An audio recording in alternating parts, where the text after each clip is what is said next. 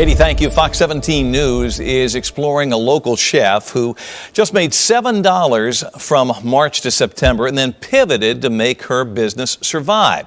Now, she did this without any help from the government because she didn't think she qualified. Fox 17 News' Kathleen Jacob now joins us live in Metro Center with her great story. Yeah, Chef JoAnna didn't think that she was going to get any help, so instead she helped herself, and she did that with only 2 tools, a ring light like this and her phone. I'm JoAnna Minneci.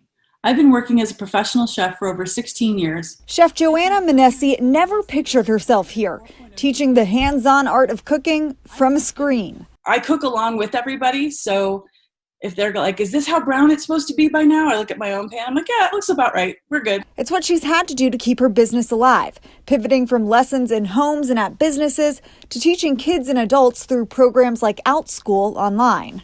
I had my computer and I had my cell phone, so I can have my computer up on the counter where I can talk to somebody on this angle, and then I had my phone in another tripod. She's come a long way since March when her business came screeching to a halt because of the pandemic. As an entrepreneur, it was really difficult because I had to then call clients who had already given me deposits and tell them, I don't think this is safe. So refunding that money really hurt. Making just $7 in 6 months. As a sole proprietor with no overhead costs, she didn't qualify for PPP, and she didn't think she qualified for unemployment because she didn't have documented payroll. I did everything I could, finding every possible opportunity to try and teach cooking lessons over the internet.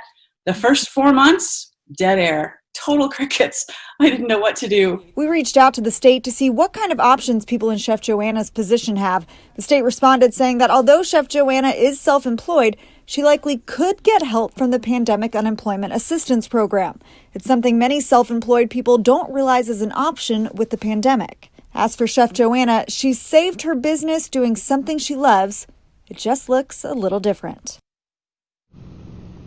For anyone still interested in applying for pandemic assistance, that deadline is December 26th unless Congress passes another stimulus bill that extends it. Also for parents, one of those cooking classes that she teaches for the kids, you can actually get that for free if you are an in-need family. We have a link to that on our website, fox17.com. In the path forward tonight, the Sumner County School District says it will not penalize students who do poorly on end-of-semester exams. Tennessee Education Department says it knows our kids are not learning all they should with the interruptions this year. But as Fox 17 News' Alex Apple is live in Nashville to explain, some believe we should dump these tests altogether. Right, and there's 2 reasons why. Consider this, that students are at all different parts of their coursework because some have had to quarantine, others via contact tracing have had to miss school, and so they're at all different levels of learning. And then in the spring, if the state goes forward with its state exam, teachers usually stop about 3 weeks early and start teaching to the test, but there's a growing consensus that maybe we ought to just do away with those so teachers can cover a few extra weeks of new material. Here's an example of why students in the same classroom can be at very different learning levels. Student 1 missed no time all year, leads the class. Student 2 might have had to quarantine in August, but has since caught up. While Student 3 is quarantined twice, including this month, and is 3 weeks behind in their coursework. I don't know that you're going to gain any wealth of knowledge on how effective instruction is this year.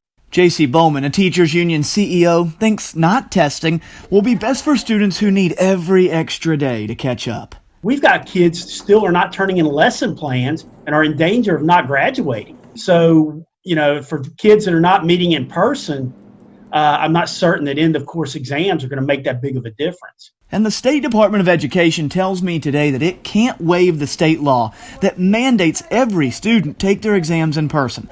But they write, a local school district can change their requirements for graduation. We're moving on.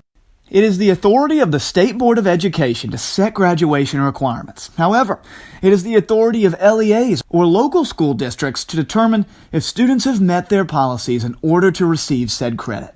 Why does the state have a law that mandates that end-of-course exams have to be taken in person? If they take it online, obviously they're afraid of rampant cheating. We gear our whole education experience around a common experience. And what happens is that we're not able to be flexible and bend, and we can't adjust.